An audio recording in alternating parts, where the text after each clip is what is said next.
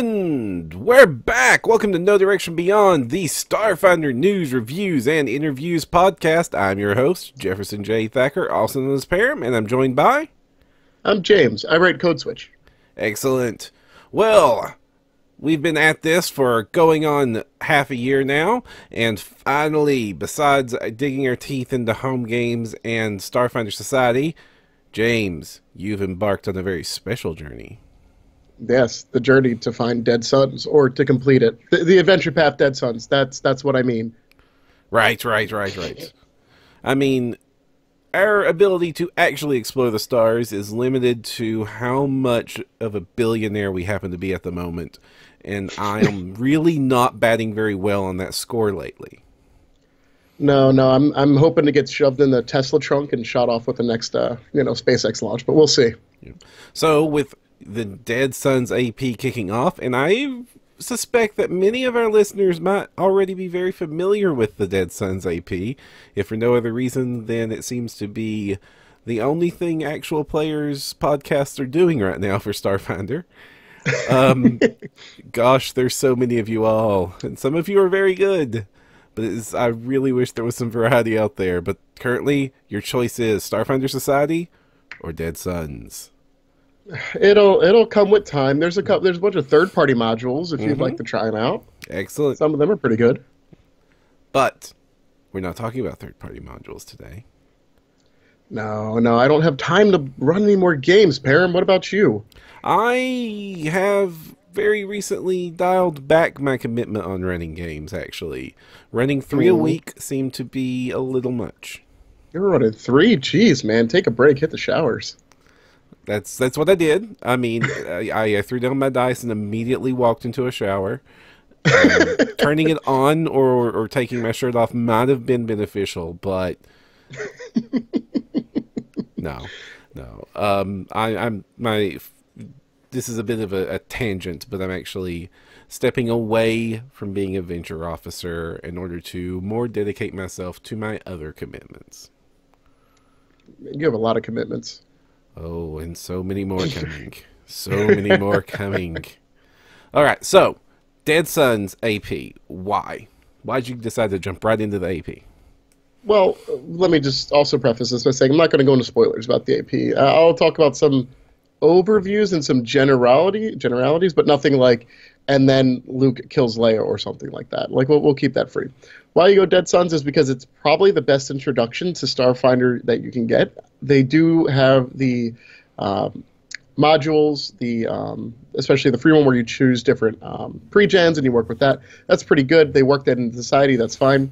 Dead Suns itself is your first open world. Here's the table. Go ahead, go.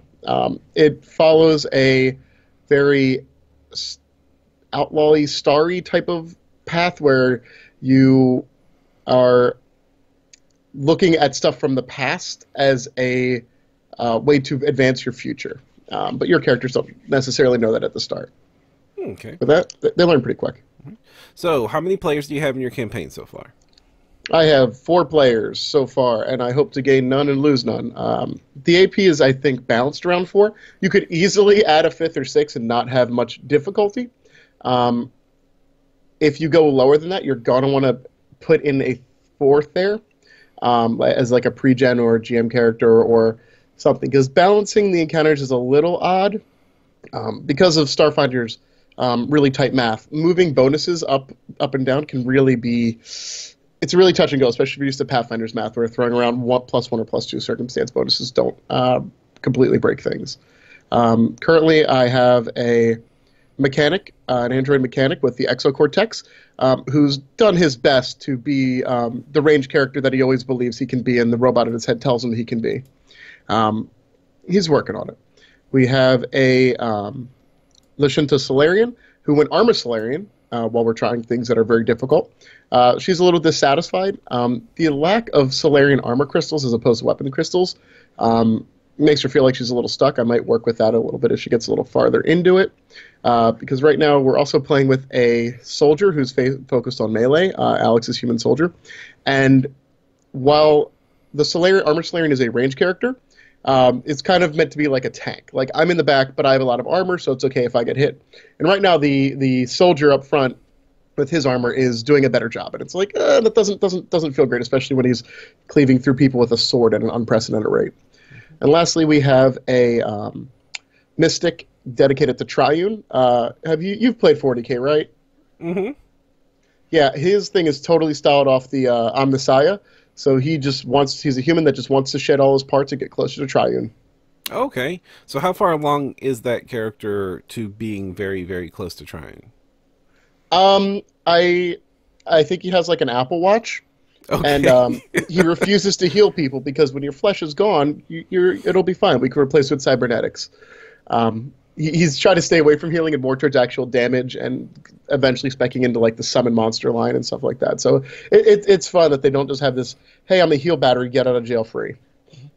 Now, do you think that's going to cause any problems with Starfinder not having a walking heal bot?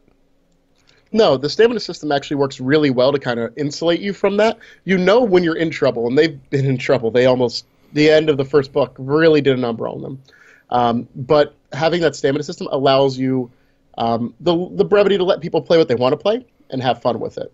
And you're not as restrained that, oh, I guess I have to be the cleric this time. Nobody gets any of that short end of that stick. Mm-hmm.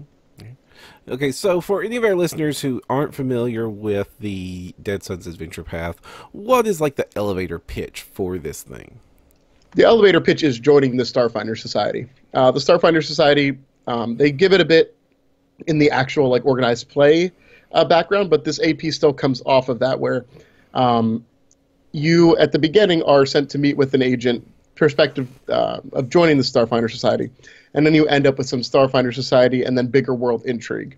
The Starfinder Society's deal themselves, kind of like the regular Pathfinder Society, is they are looking to find relics of the past. The difference between them two is Starfinder Society is more focused on a period of time called the Gap, where just nobody knows really what happened. There was a world and then there wasn't, and they're kind of figuring out that.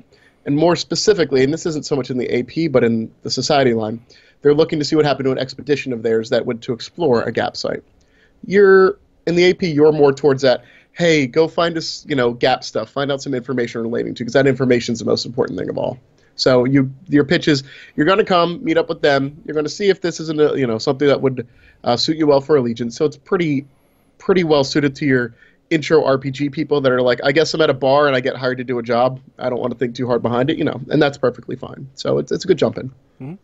Now, seeing as it ties into the Starfinder Society, are we going to see a lot of familiar faces? Ziggy, Historia? As far as I've seen so far, not so much. You could easily throw them in there because they would be in there. You could, if you wanted to, attach part of that society, like infamy reputation system, right in there, and it would fit. It wouldn't be out of place. To give them little boons and stuff like that if you wanted to make it feel a little more inclusive. The AP itself it does get some criticisms about being short, and they go, oh, it's a lack of content. It's a lack of specificity in content, more so. Like, if you look at older APs, they tell you who your boss is, what their grandmother did, where they came from, what the town was like, what they ate for breakfast. A lot of stuff that limits your ability to mold them. Mm-hmm. So either you have to ignore all the stuff they gave you, or run with it and have limited creativity for your bad guys or your, notable NPCs. Starfinder in their AP kind of just goes, yeah, this is X, they do Y. You can figure it out from there. So it's not a loss of content, it's a loss of specificity. It is a little shorter than a AP volume usually is, and it is a less of a level progression system than it is in regular Paizo APs, like for Pathfinder. But that doesn't cut down, I think, on enjoyability. I would rather have 12 good hours than 24 hours, Now, you're right about the shortness. A traditional Pathfinder AP is 96 pages, and a Starfinder one only runs 64 pages, and they both have back matter content. So, how has the back matter been through the APs? Have you found it supplemental to what you're running, or is this more additional Starfinder stuff that needed a place to live? It's usually your guys a tier, or whatever they call it now, is supplemental to what you're doing. It usually gives races that have been included in, races, templates, or locations that are in the AP volume directly. And then there's usually some equipment for them or some relics or items. And those are helpful for building out a player's kit. They are more, I think, necessary for if you're doing society, because that's where a lot of your splash is coming from for equipment right now. But so far, the splash in the back has been good. Also, the splash in the front has been pretty good. I wrote a whole speech on how they approached Absalom Station at the beginning based on the information that they give you about how Absalom Station is tiered on the outside. It's quality information. It's just not a lot of, God, like I'm running Skulls and Shackles. I'm getting close to the end of it. But there's some points in that where your fluff in the back is a story about a hero going through an island your players will never see, they'll never touch, and has already kind of completed the storyline in that little blurb. And it's like, that was cool for flavor, but that doesn't help me do anything really. So it feels like that stuff's helpful.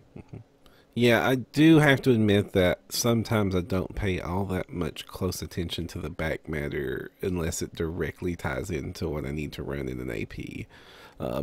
And I expected there to be more of that with the Starfinder APs, honestly, because of the lack of a player companion line or any other supplemental line. I mean, we're about to approach the first release of another hardcover here soon, which will be the first, well, even then it's just going to be the campaign setting book.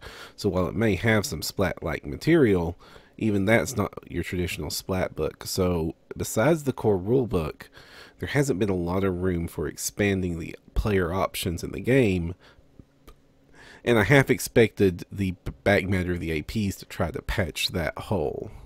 There are some things in there. I think Book 2 has the Ring of Fangs, I think it's called, but it's an item that scales unarmed damage, if I'm remembering the item correctly. There's also stuff that does more damage types. There's more varieties of sniper rifles in some of the APs. Like, it really builds out the weapons and the items and the magical items and your hybrid items and your tech items, stuff that people wanted. If I remember from the Pathfinder show, it looks like Pack Worlds might have some exosuit stuff, like exo armor. If I remember that answer right.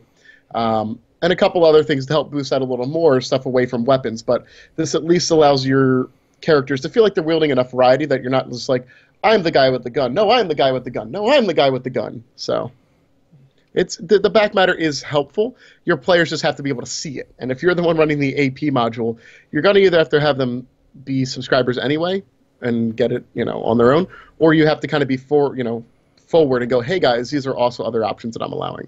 Right. That also becomes an issue because so many of those options have become legal in society, but that means you have to actually own the book, which is encouraging a huge amount of the player base to buy content that we also simultaneously don't want them to read. Yeah, I have a feeling that maybe that content will be bound up in another compendium book later, or a book that has a compendium, just to help address that. But it seems like this is where it was put for now, because this is where it needs to, the easiest way it was to get these things out for now. Yeah. Good. There just doesn't seem to be a lot of publishing vectors. I mean, honestly, right now, the Starfinder Society is the only thing that seems to have free reign, because publishing PDFs is cost low, as you still have to pay for the art and get the writers, but you don't have to wait for slow boats from China to throw a PDF up on the Paizo site. Yeah, it makes it you a little quicker to respond to the needs of players and everything. But I think that you're going to see more of those options. I think you could be forthright with giving them. It is a little weird that we're getting it here, but this is also the first, not even the first year that this product's come out. We kind of are able to look back at Pathfinder with like kind of rose-colored glasses, a view of all this.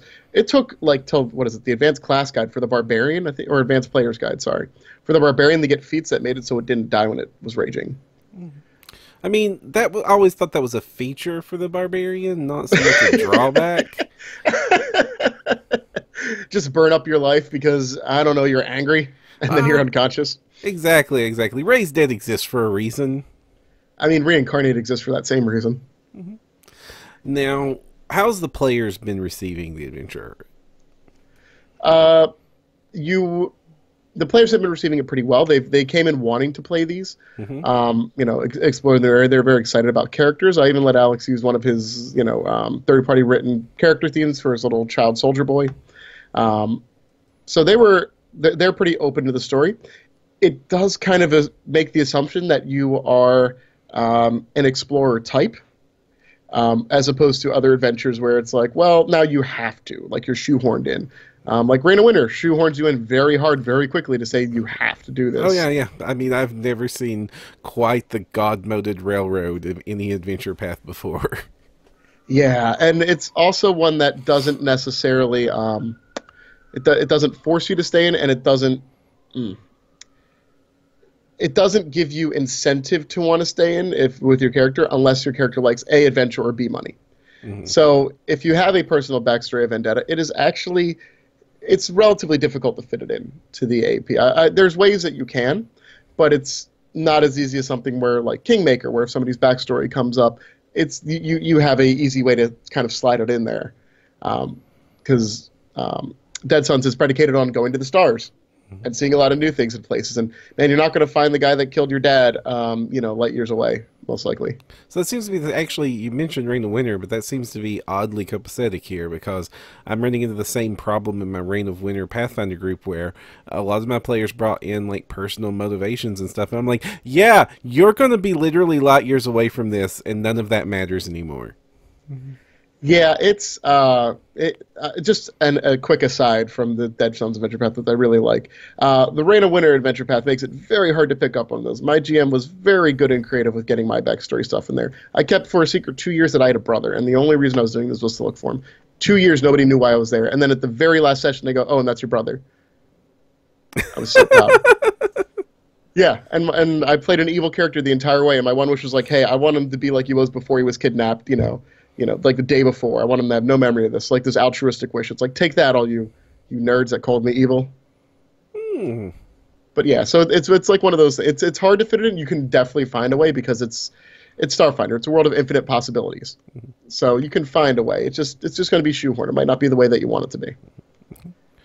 Now you're picking this up. You guys have just had. How long ago was the first session? The first session was. I've been running one a month. I believe we started them in December. I think December was our first session. Okay. So, yeah. So how do you think the pace of release is going to affect that? Because up until now, for the first AP, they've been every other month, and they have been shorter than traditional AP. A lot of people have had expressed concern that they were literally going to run out of content if they ran it like a regular game group. It depends on your pace. I mean, if you have a weekly gaming group, you are probably going to outstrip an AP volume. The first book of Dead Sons took us about 12 hours.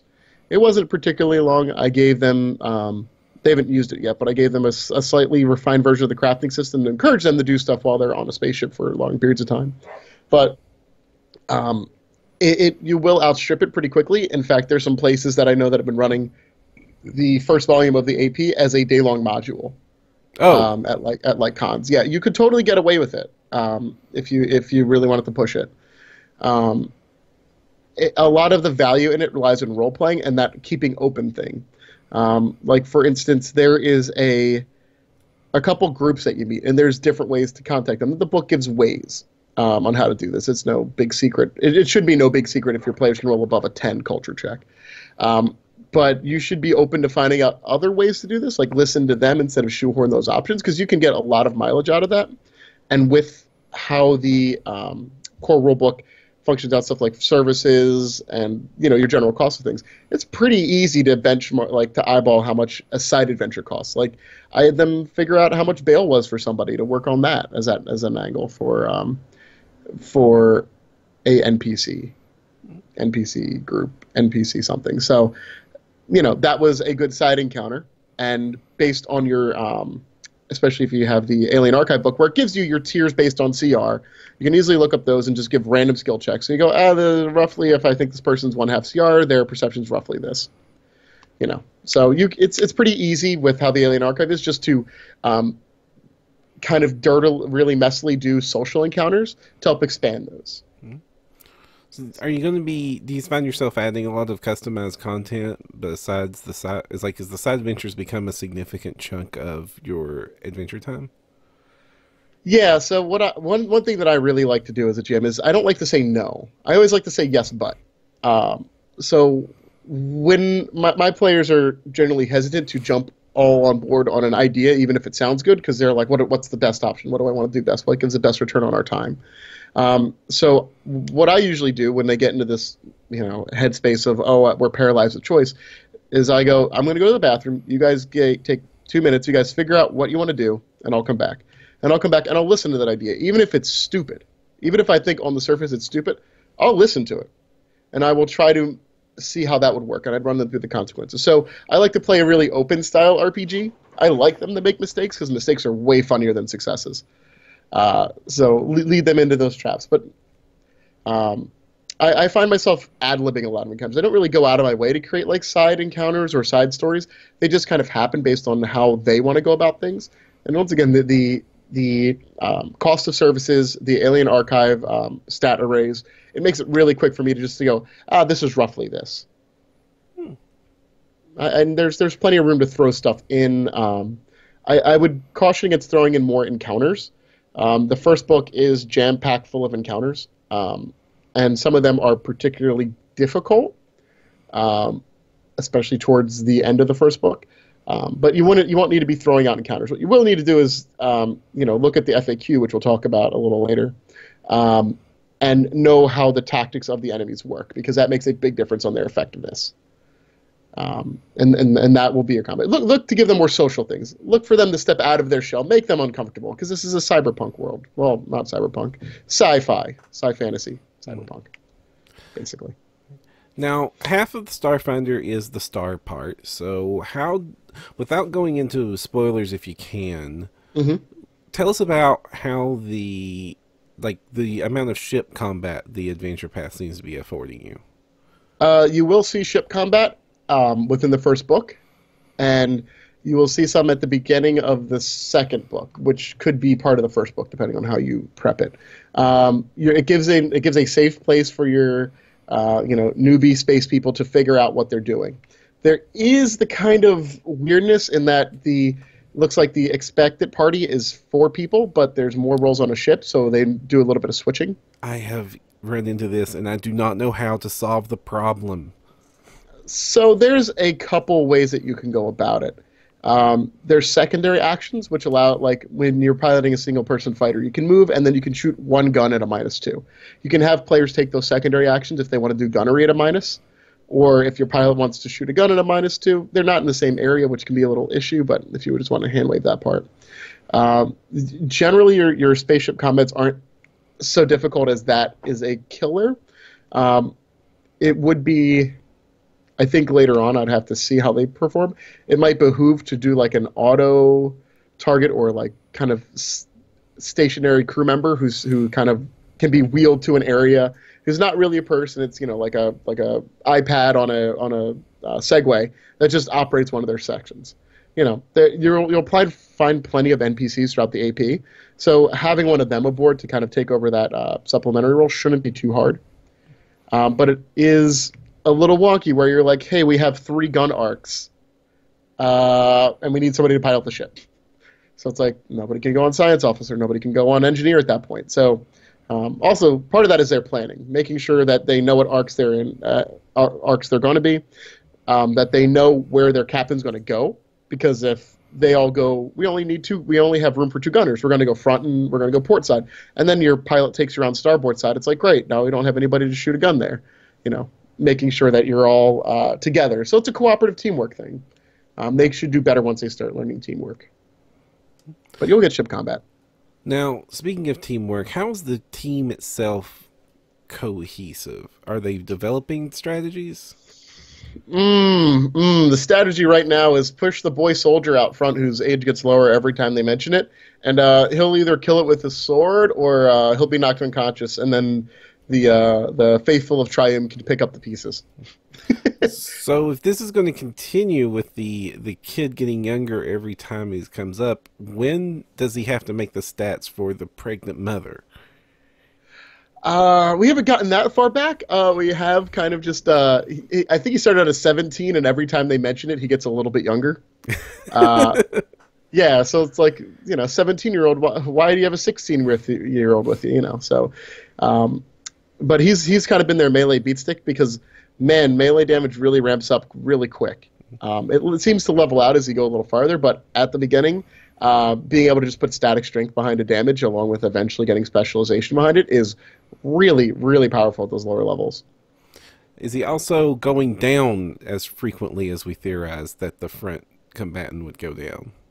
Yes and no.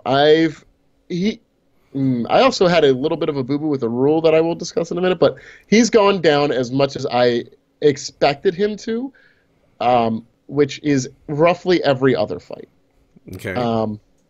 Yeah, it's just the nature of the beast. I've also knocked a lot of them unconscious. Oftentimes, it's a ring around the rosy of I spend a point of resolve to stabilize. I spend a point of resolve next turn to stand up. Like it's a lot of ring around the rosy of spending resolve points, because they were at the point where they didn't have enough healing to get through an area, and it's just they didn't have the time. Some of the encounters, especially on the back end, are really rough if you really look at how the rules want you to do them. Mm-hmm. So speaking of how the rules want you to do it, you just mentioned that you messed up some rules. Yeah. So just like at the beginning of every AP, there's a encounter that has a disease mechanic. Your Skulls and Shackles has it with rats. It's so common, it's not really even a spoiler. Diseases in Starfinder work differently. They use the track rules. I kind of went shorthand and lazy and just kind of completed my knowledge with Pathfinder, and that makes the system break. It does not work when you do it like that. You go down your track, and the first failure for a disease on one of the tracks is like weakened, so you get like -2 to everything, and then it gets worse from there based on your track progression.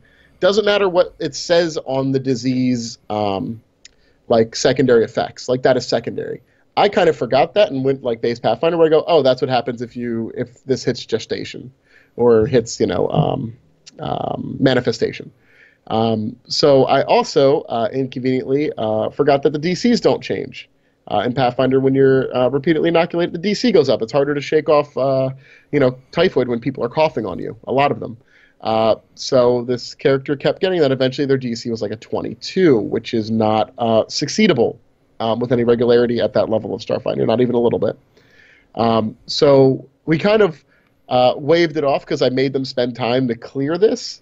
But it's something that really would have done much worse to their entire party than what I put it as. I just kind of bullied Alex by accident. Stop the bullying 2018. I accidentally bullied him. I filled a young child with worms. Accident. If you just want to cut down all my NPCs like it's medieval combat in space, I wouldn't have to, make him feel all gross. This is just deep GM-induced Darwinism. Yeah, right?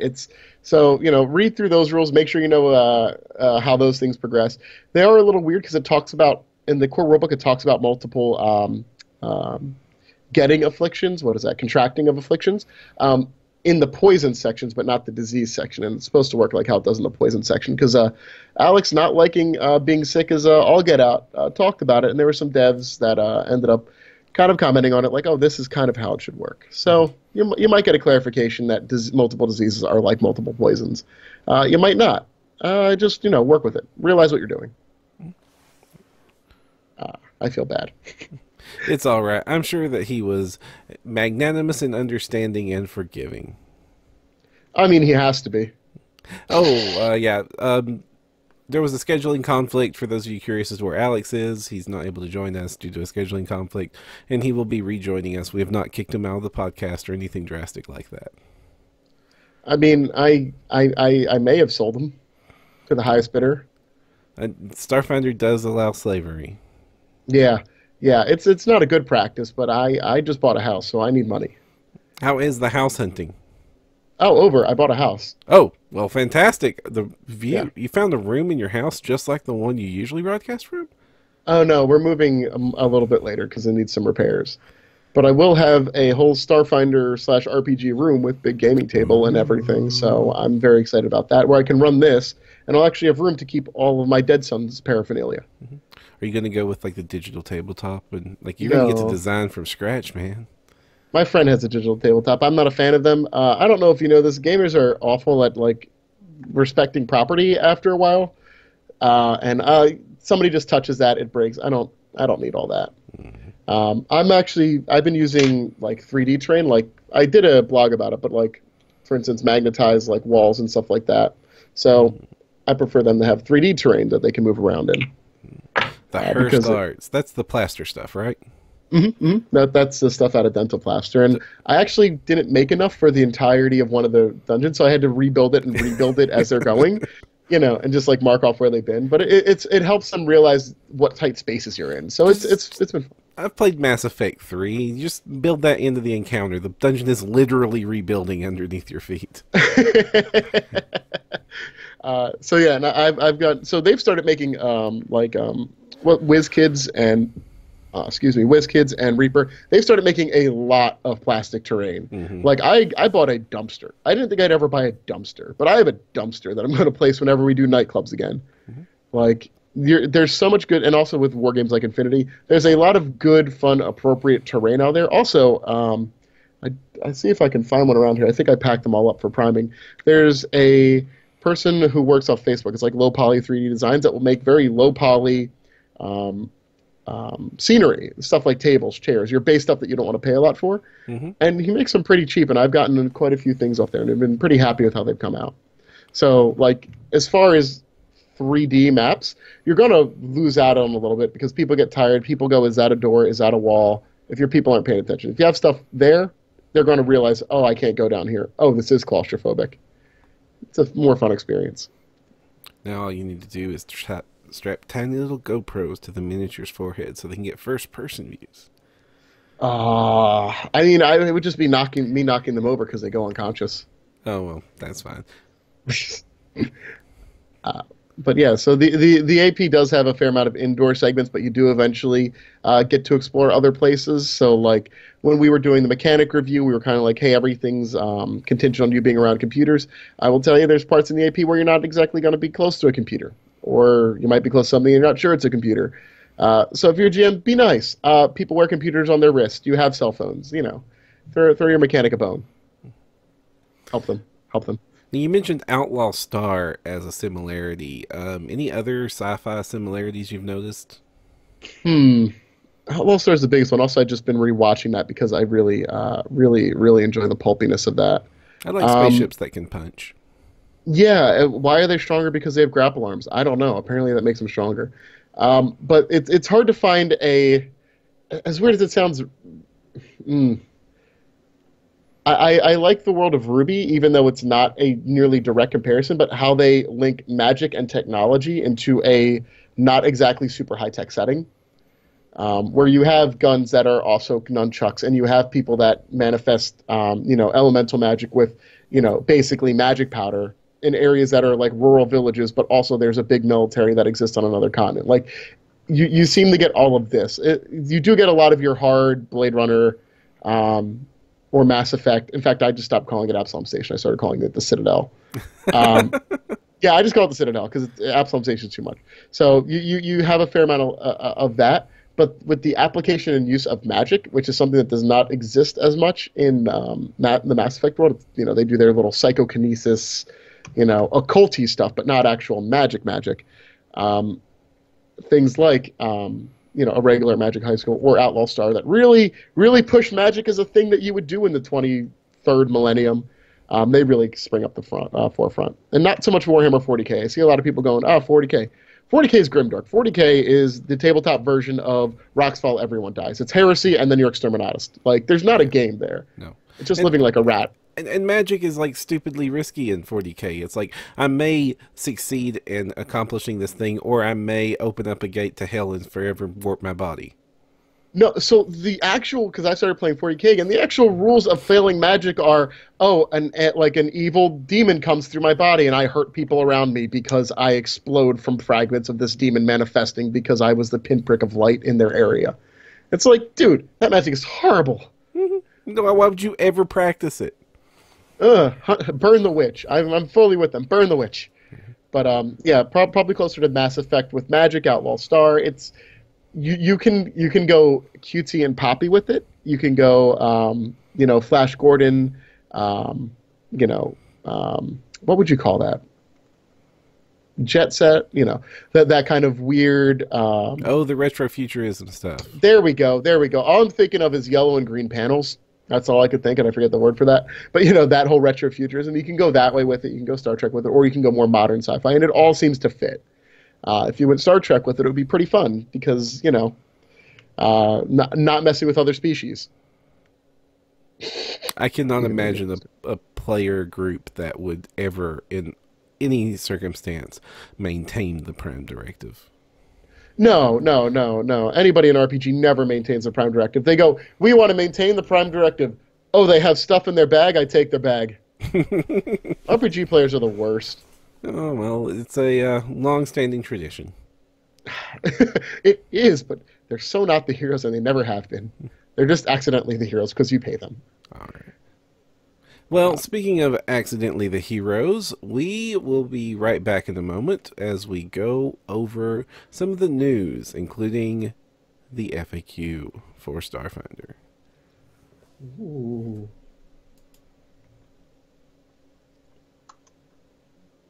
And we're back. Oh, we are.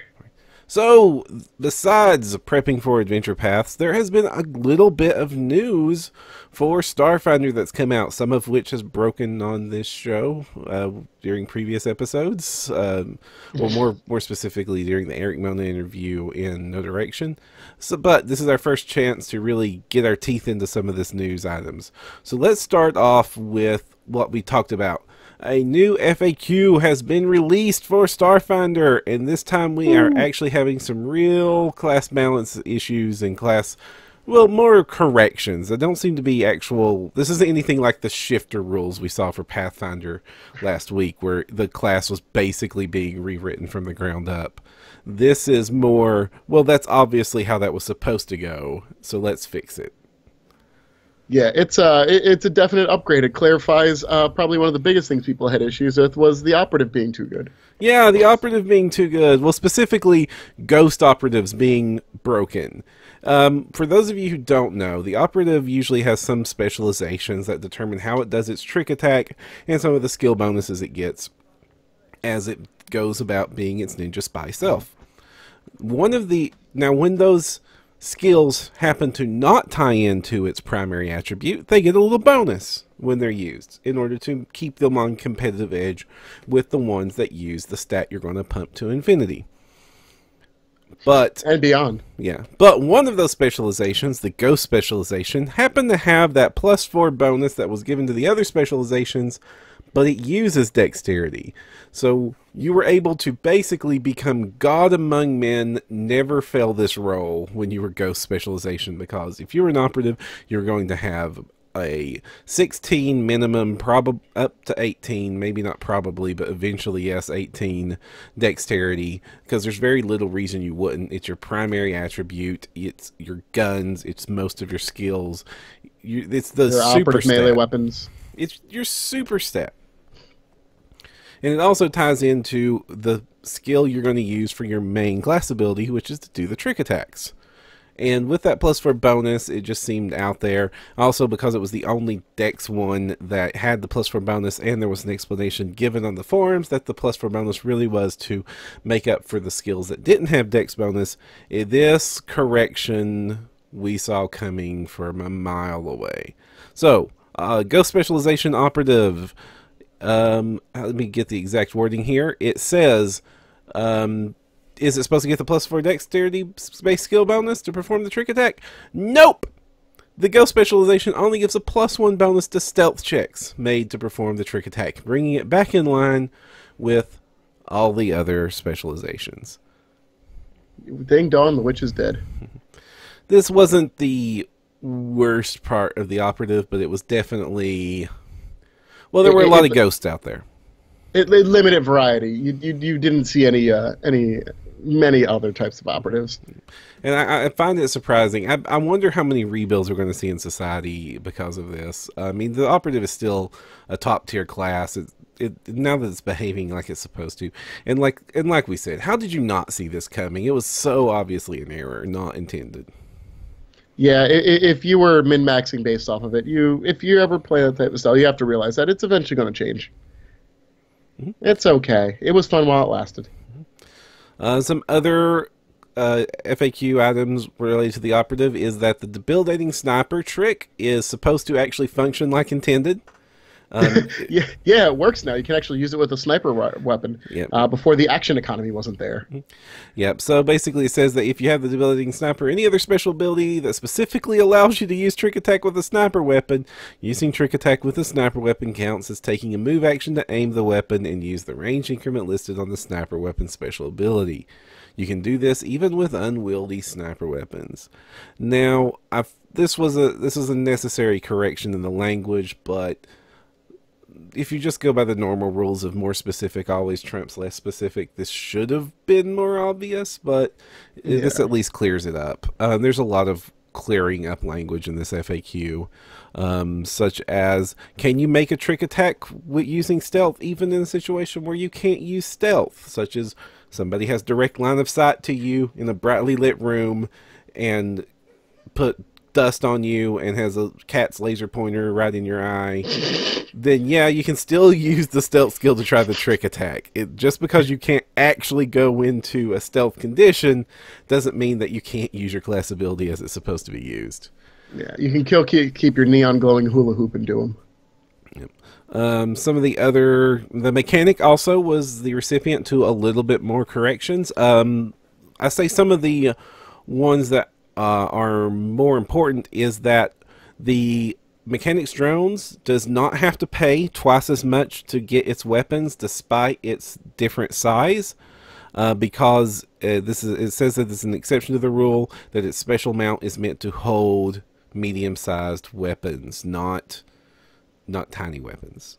Not kid-sized versions of your laser pistols. Nope. You did not get these out of a gotcha machine. You actually strapped your real pistol, and we're saying weapon mount with some air quotes because let's be honest, this is duct tape, right? Yeah. No, it's definitely the Warhammer 40K orc way of doing it. Mm-hmm. You paint it red, you tape it on. Also, when it says that it counts as a Mark I comm unit, they specifically say that does mean a personal comm unit. That's probably some evidence of an editing mistake where one thing was once called something else. Also, the hover drone doesn't actually hover. For those of you who have been using the hover drone as a hover drone, you've been doing it wrong. It does not have perfect mobility by default. But if you take the flight upgrade, it will then get perfect maneuverability and can then hover again. Yeah, it's misleading. It's more like an airplane drone now. Mm-hmm.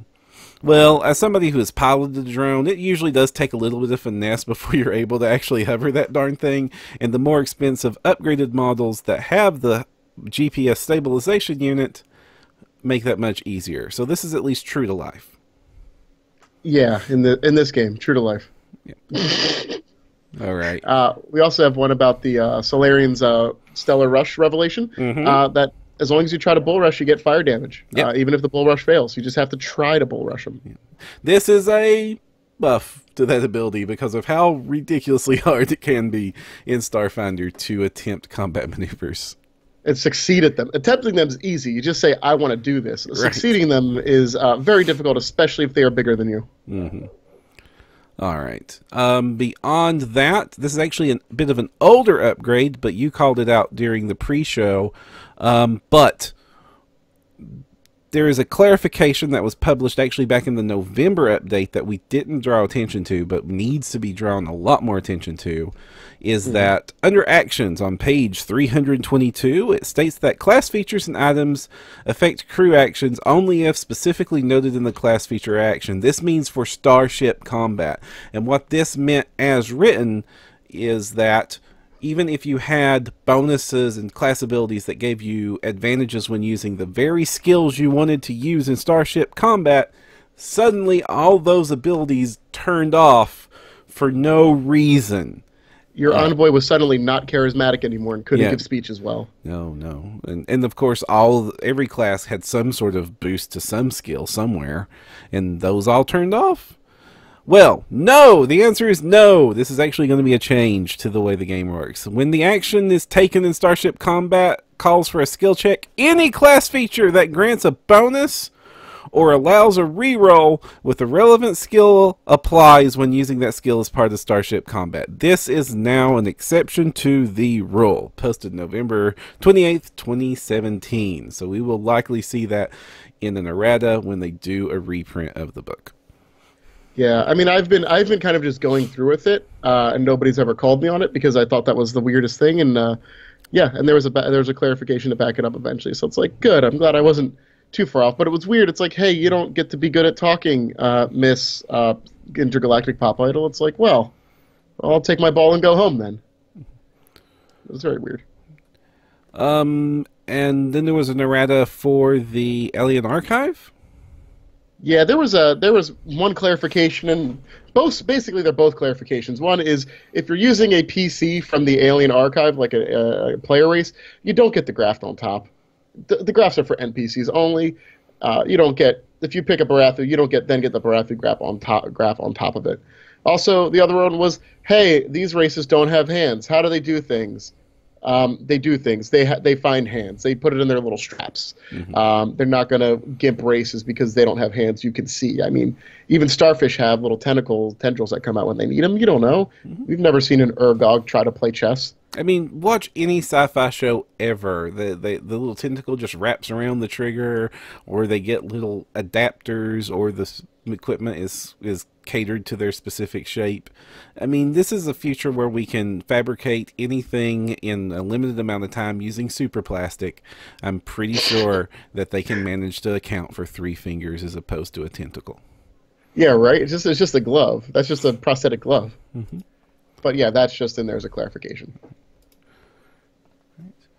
And the other bit of news, well, this was announced shortly before we had an interview with Eric Mona, so we talked about it a little bit there.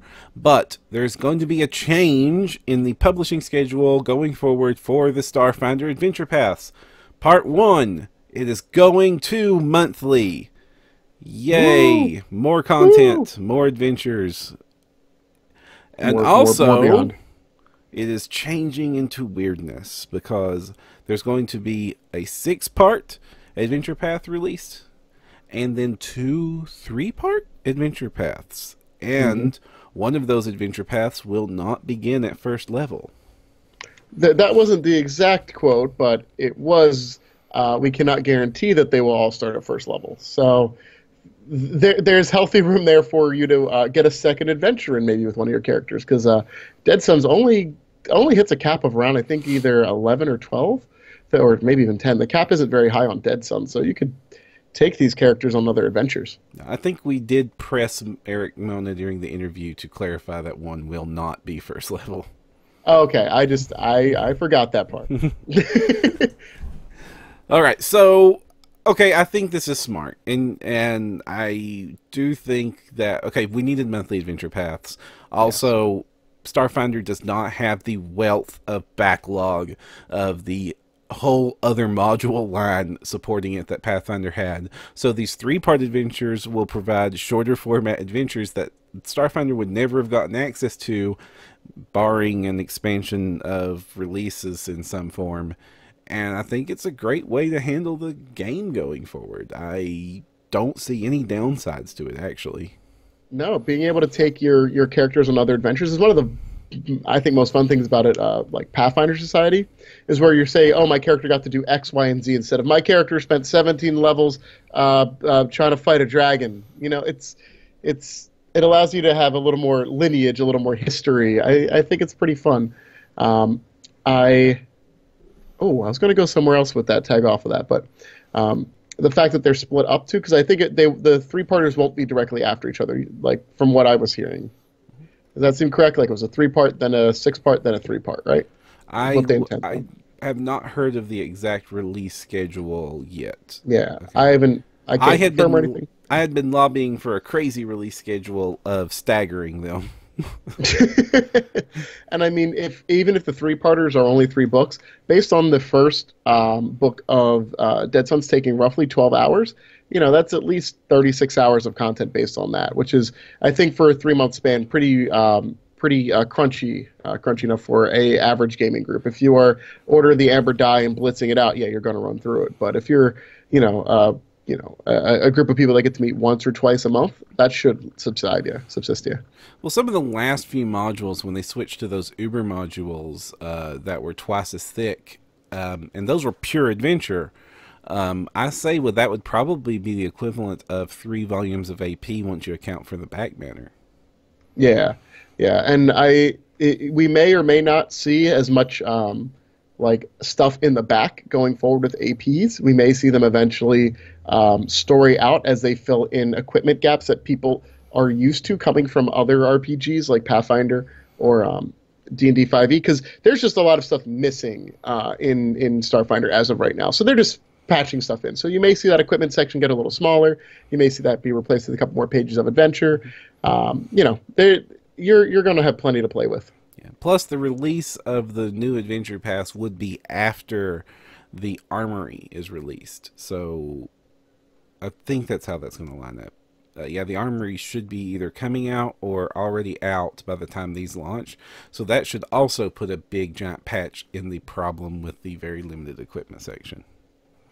Yeah, I mean, once we get that book, I mean, everybody should be fine with pretty much everything they want to find. I mean, if you're doing a home game right now, there's enough base stuff there to cost out what you would like to try to do. You have enough examples of what weapon enhancements are to port over enhancements to see roughly where they fall.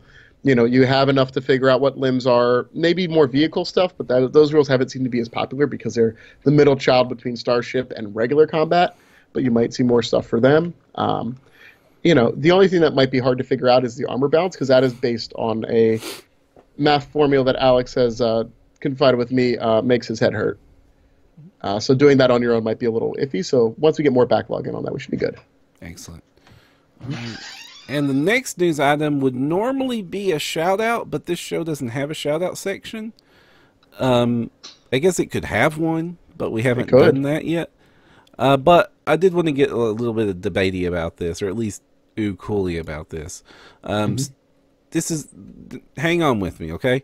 So, Star Trek Online, which is a free-to-play online Star Trek game, in which part of the game is you customize your own starship, has recently announced that they are going to be partnering with a 3D printing service to let you print those starships in a variety of sizes. This means that potentially, in a very short time, we will be able to finally have a place where we can customize a starship and print out a miniature for our Starfinder games. And since it's a free-to-play game, well, the entry cost should be a lot lower. Yeah, I haven't played the game, so I don't know what options are available. Maybe higher tier ships look cooler and have more pieces, so that might be a potential hurdle. But there is a lot of options there. I mean, you can still find models from Battlefleet Gothic, the 40K game, and on websites like Shapeways, you can always find places making what are those? They're parodies or faithful nods to them. Discarding the licensing issue. You should be able to find ships. It's kind of finding the ships that you see in your books because they haven't come out yet, specifically, and just your time for looking. Scale is an issue too. I think Halo has the best looking sci-fi ships, and they made a starship combat game for the Halo universe, but a lot of the ships are 3-4 inches long, so they kind of take that out. But the Star Trek one hopefully provides it in if you're into that style of starship. Yeah. Well, the reason I think it's more this is better than some of the other options is this should allow for actual customization of the ship to change out the parts and build what you want it to be, as opposed to just going and finding a copy of a famous sci-fi ship or some generic game tokens, or because right now what we ultimately want is we want Hero Forge for starships so that we can make sci-fi vehicles and stuff like that. And I have little doubt that Hero Forge and companies like that are aware of the sudden need for something like that in the space that Starfinder has created. So I hope that it's not too long before we see that. This was just announced today, so I was like, well, that might be a roundabout hack on how to achieve the same thing. I have played the game briefly, I hear it has much improved as a game. I do not currently play the game. I mean, I don't either. Did you get any idea about pricing yet, or were they kind of iffy on that? They the haven't announcement? mentioned anything in pricing, but then I went to check out Mixed Dimensions, which is the company they are partnering with, and their Hmm. stuff is a little on the high side, like a Mm. little, very much on the high side of printing cost.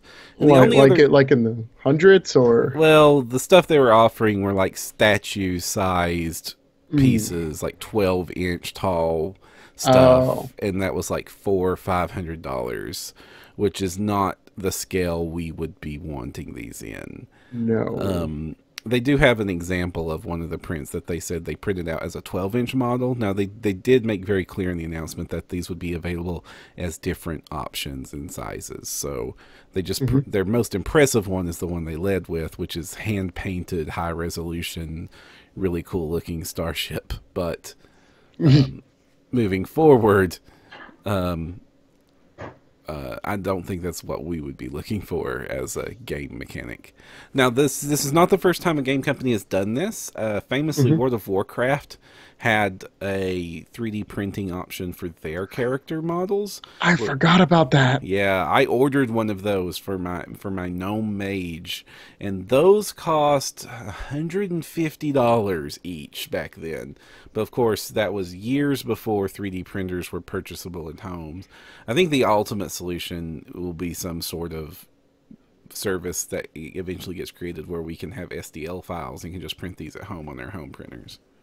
I mean, so depending on the spaceship style, if you were to able to just write up something in CAD, like spaceships are relatively bulky, and you can find 3D models of ships relatively easily, and you can probably get them printed out. Can't believe you spent $150 on a lawn gnome.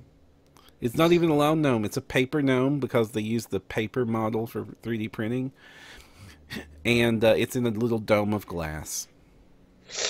Uh, I mean, does it at least look good? It looks faded out, and it's the old character model, so it's super polygonal, and it would not be a very successful product in this day and age. Still, Well, I, yeah, I had brighter days ahead. yep. I was young and I was stupid, and I've not grown any more intelligent since then either. I mean, no, Well, not even an we, inch. we should be able to get a service like that, or at least more options. I mean, I Uh, just spent a whole bunch of money customizing a fight stick, so no, I have not gotten any more fiscally responsible. but yeah, so more Starship options, always a good thing. Yeah. I had trouble focusing, and I was showing Param here. I'll probably put it up as a picture, maybe in the Discord. I'm almost done working on the Sunrise Maiden. Once again, they don't have an official figure, so or they do, but it's not out yet. I think is what Hmm. it is. They do. It's not out yet, and the other option is it is available as a pawn. Ah, so I got like a ship from a collector set of marked down Firefly ships. So that's almost done. That'll be fun. So there's other options definitely to go around. Mhm. But I'll probably post a picture of that up in the Discord because I could not get it to focus. Right. All right. Anything else you want to shout out to, James? No, there's not any conventions coming up or anything. I don't have any shoutouts. All right, everybody. Well, thanks for joining us for episode 12 of No Direction Beyond. We'll be back in 2 weeks. We don't have a topic to announce yet, but we will be back, and hopefully we will have Alex back with us and have the full crew on hand again. So, I miss Alex. yeah, I miss Alex already, too. All right, guys. So until next time, go beyond with No Direction.